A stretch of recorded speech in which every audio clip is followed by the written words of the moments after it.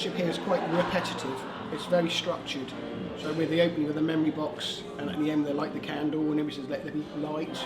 So it's very repetitive, and I think that gives a real comfort to people who maybe can't remember much about last month. There's certain aspects of it which we keep very rigid. The hymns are very accessible, very familiar hymns, and even we try and keep the talk we try and keep it short, visual, and impactful. Maybe Sunday worship would be slightly more inaccessible, perhaps. Somebody maybe with dementia, but this is we really are focusing on repetition and for those with memory loss.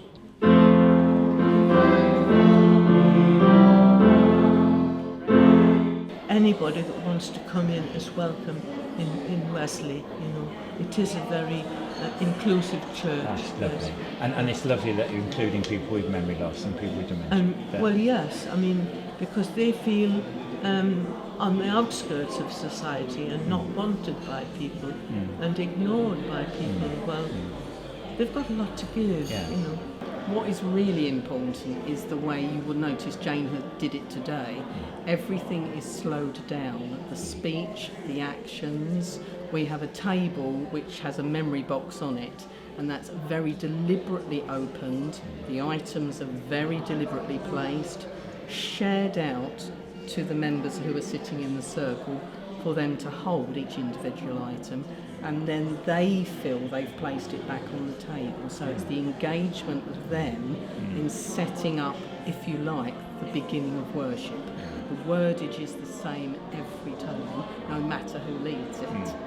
And then the songs were in very big booklets with big text. Some people we've noticed, if they've had a church history, won't open the book, but the chorus might come back. They may not remember the verse, but they hear the chorus and they join in.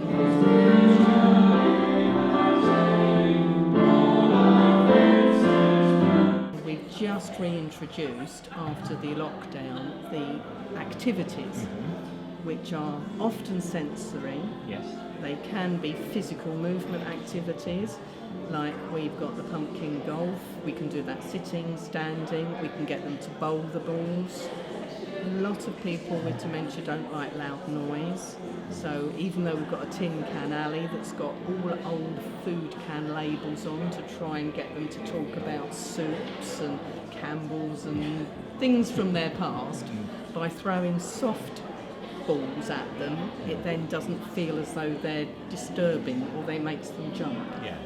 A lot of the stuff we do is sensory, it's tactile, smells, where sometimes we have books about different eras of history, like different foods from back in, the 50s and 60s, and they look at them and they, see people grinning and sort of bring back memories. Yeah, so it's really just trying to draw people out. It's so important with any activity that we actually do that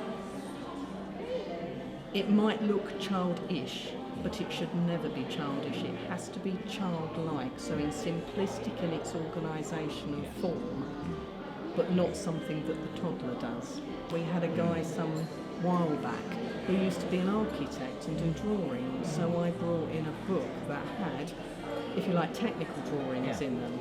Yes. And you gradually see the eyes light up. Yes.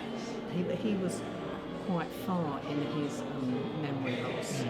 And it was only for a fleeting second, but his wife could see that suddenly there was an engagement.